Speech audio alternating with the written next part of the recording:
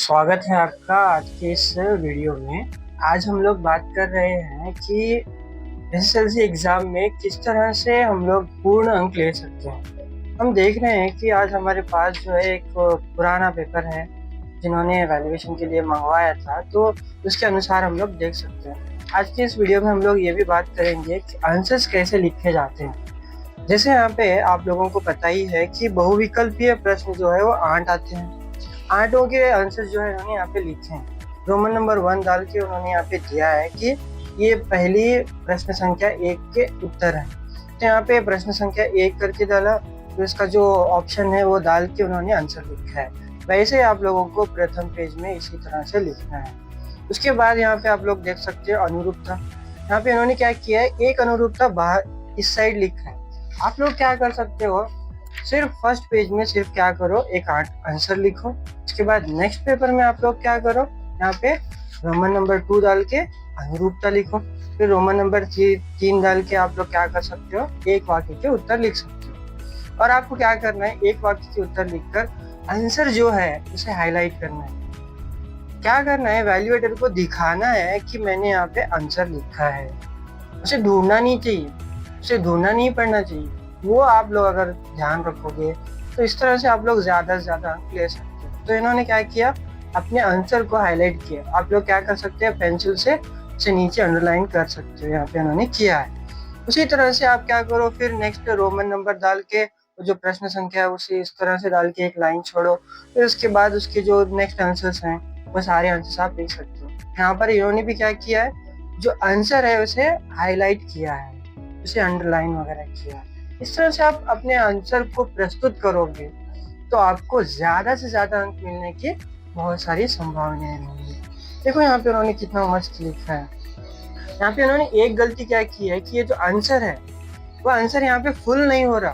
तो आप क्या करना है, आपको ये जो लाइन है वो छोड़ देंगे। इसके बाद यहाँ से अपना आंसर स्टार्ट करना है। तो ऐसे करोगे तो आप लोगों को अंक ज़्यादा से ज़्यादा मिलेंगे। इसी तरह से फिर जो है क्वेश्चन नंबर 4 डाल के उन्होंने यहाँ पे छोड़ा है। आप चाहे तो लिख सकते हो 4-5 वाक्य के प्रश्न हैं, या फिर आप लोग यहाँ पे अगर मान लो 2-3 वाक्य के, यहाँ पे लिखो 2-3 वाक्य के प्रश्न हैं। फिर उसके बाद 3-4 वाक्य के प्रश्न हैं। फिर उसके बाद यहाँ पे आप लोग देख सकते हो, तो ये जो है 3-4 वाक्य की इन्होंने यहाँ पे वो भी लिखा है, और उसे भी इन्होंने क्या किया है, उसे भी आंसर को उन्होंने अंडरलाइन किया है।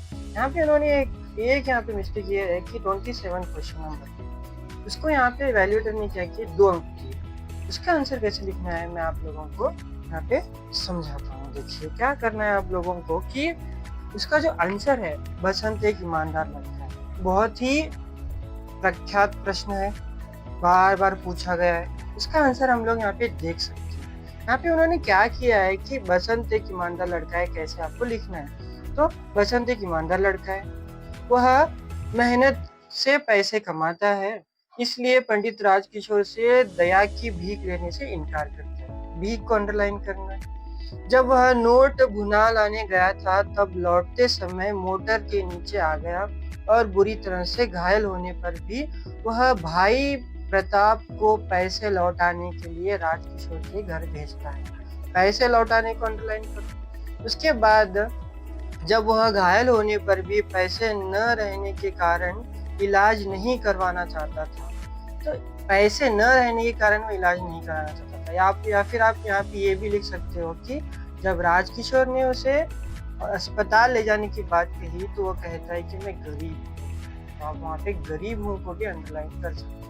तो अंत में आप लोगों को कंफ्यूजन लाइन लिखनी है, तो इस तरह से यह पता चलता है कि बसंत एक ईमानदार लड़का है। ये अगर आप इस प्रकार से लिखोगे तो आपको और भी ज़्यादा अंक मिलने की संभावनाएं होती है। उसके बाद आपको क्या करना है, नेक्स्ट देखो यहाँ पे जैसे इन्होंने यहाँ पे किया है कि भावार्थ आपको आता है, तो भावार्थ में आपको इसी तरह से लिखना है कि प्रस्तुत दोहे को तुलसीदास के दोहे से लिया गया है, और जो है इसके जो कवि है वो तुलसीदास है। फिर उसके बाद उसका जो भावार्थ है आपको लिखना है। इस प्रकार लिखोगे तो आपको पूर्ण अंक मिलेंगे। उसके बाद देखिए यहाँ पे इन्होंने क्या किया, कितना अच्छे से इन्होंने जो निबंध है उसे इन्होंने यहाँ पे लिखा है। और ये जो कविता है 4 अंक के लिए, यही प्रश्न यही पूछा गया, आपको इस बार भी यही आएगा। असफलता एक चुनौती है, इसे स्वीकार करो, क्या कमी रह गई देखो और सुधार करो। जब तक ना सफल हो नींद चैन को त्यागो तुम, संघर्ष का मैदान छोड़कर मत भागो। उसी तरह से इन्होंने ये जो पैसेज आता है गद्यांश का, पढ़कर प्रश्न को उत्तर लिखिए, इसे भी उन्होंने बहुत ही अच्छी तरह से लिखा है। आप लोग भी ऐसे ही लिखिए। और निबंध देखिए, जो मैं आपको इससे पहले भी कह रहा था, निबंध के लिए उन्होंने वो जो क्वेश्चन मार्क है, क्वेश्चन नंबर है वो डाला है। उसके बाद वो जो बिंदुओं के अनुसार आप लोगों को विवरण देना है, तो इन्होंने भी क्या किया, पहले बिंदु लिखा, उसका अंडरलाइन किया, उसका विवरण दिया। फिर वो जो बिंदु है वो लिखा है, उसका अंडरलाइन करके पॉइंट्स वाइज जो है उन्होंने निबंध लिखे हैं। इस तरह से लिखोगे तो आप लोगों को भी 4 अंक मिलेंगे। और उन्होंने क्या किया, अंत में एक कोटेशन भी दिया है, ये भी ज़्यादा महत्वपूर्ण है। आप लोग भी अगर दोगे तो और अच्छा है।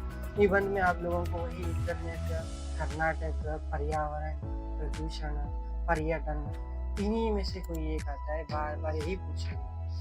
और अंत में उन्होंने क्या किया है, वही पत्र, छुट्टी पत्र लिखा है और बहुत ही अच्छे से व्यवस्थित रूप से लिखा है, इसलिए उनको यहाँ पर भी 5 अंक मिले।